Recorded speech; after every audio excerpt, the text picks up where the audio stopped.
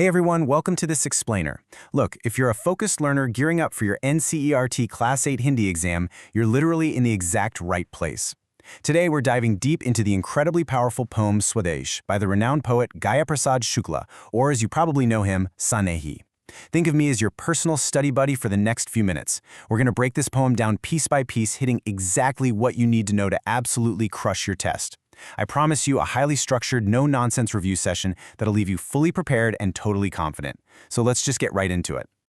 Okay, let's dive into this. Here is our agenda for today's session. 1. Context and core themes. 2. Decoding key terms. 3. Important exam questions. And 4. A quick revision summary. Right, so we have to start at the absolute emotional core of this masterpiece.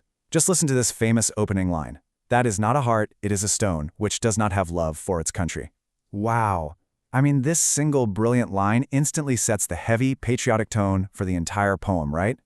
Sanehi is basically telling us right from the jump that patriotism isn't just some political concept or a duty, it's the very essence of being human. If you don't feel it, your heart is just a cold, lifeless stone entirely void of empathy. Keep this striking metaphor in the back of your mind, because it seriously echoes through everything we're about to cover today. Moving into Section 1, Context and Core Themes, Understanding Patriotism. So, the crucial point here is understanding these four main pillars: patriotism, courage, enthusiasm, and sacrifice.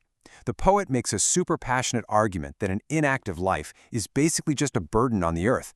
You really need enthusiasm, that utsah, to actually live a life of meaning.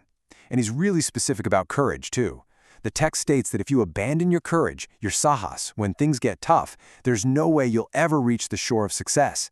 You kind of need these core traits to lift up your nation, and honestly, even to achieve your own personal goals. They are the engine of a meaningful life. Let's move to Section 2 and see how this builds. Decoding key terms, essential vocabulary. First up is this really beautiful, kind of philosophically heavy concept, kal deep. Literally translated, it means the lamp of time. The poet uses this as this profound conceptual metaphor for how time is just constantly burning away. It symbolizes the absolute certainty of death. Time is ticking down like a burning wick on a candle. Sanehi uses this striking image to basically urge us, live meaningfully. Be willing to sacrifice for your nation before your limited time inevitably runs out. Now, what's really interesting about this next term is how it connects back. The word is rastar. This translates to the flow of emotions, or a continuous stream of empathy. Remember our opening quote about the heart of stone? Well, rastar is the antidote. It represents that vital flowing stream of human emotion and deep love for your motherland. Without this stream flowing actively inside you, Sanehi is saying you lack basic humanity, and once again, you're just a stone.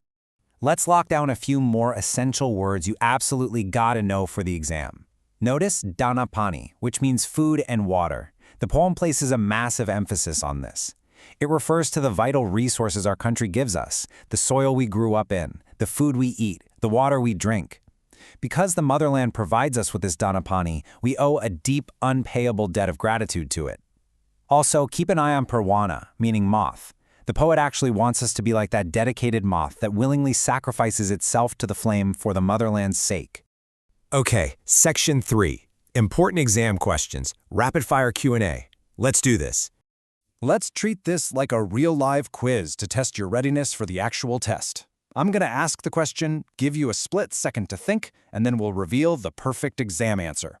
Question number 1. What kind of heart does the poet call a stone? Think back to that very first quote we discussed at the top of the explainer. Take a second. And the answer is, the poet calls a heart a stone if it does not have love for its country. It's that complete lack of patriotic love that literally strips a human heart of feeling, turning it cold, hard, and unfeeling. If you get this question on the test, be absolutely sure to explicitly mention that lack of love and devotion for the nation. Awesome. Let's look at the next question. A slightly deeper one this time. Why should we love our country? Challenge yourself here. What did we say just a minute ago about gratitude and the specific resources the motherland provides to us? The perfect full marks exam answer is we should love our country because it provides us with food, water, shelter, and identity. Remember that vocabulary term, dana pani? Yup, this is exactly where you use it. The country literally sustains our physical bodies and gives us a deep sense of belonging. The poem tells us we are its kings and queens precisely because of this rich, nurturing inheritance. Let's hit one final, overarching philosophical question. According to the poet, what is the true purpose of life? This question is great because it elegantly ties the entire central message of Swadesh together into one thought. Any guesses? The definitive answer is the true purpose of life is to serve the nation and society. Sanahi is crystal clear here. Individual personal success means absolutely nothing if you aren't actively contributing to the upliftment of your society. Life is short. That Kaldeep is constantly burning down, right? So you have to make your life meaningful through dedicated service. And this brilliantly illustrates what a real competency-based matching exercise looks like, straight from the textbook. In the exam, you're often asked to match a poetic line with its practical meaning. For instance, you have to mentally connect the metaphor that one who abandons courage cannot reach the shore with the real-world idea that giving up means failing to achieve your goals. It's not just about rote memorization, it's about actively connecting the poet's rich metaphors to real-world actions and meanings. Almost done. Section 4, quick revision summary, the final takeaway. Honestly, if you only remember one single thing from this entire explainer, make it this core thought right here. This poem inspires us to love our country, be courageous, and serve the nation. It's crisp, it's incredibly clear, and it perfectly distills Sanihi's entire message into one easily memorizable sentence. You can totally use this line as a strong introduction or a powerful conclusion for almost any long-form essay question you might encounter on this chapter. So I'm going to leave you with this final provocative thought as you finish preparing for your test. When it comes to your own life and your own community, will you be the Parwana, that courageous moth that acts with passion for the greater good of your country? Or will you just be a heart made of stone? Keep that enthusiasm up, retain the structure we've built today, and you are going to do absolutely fantastic on this exam. Happy studying, everyone.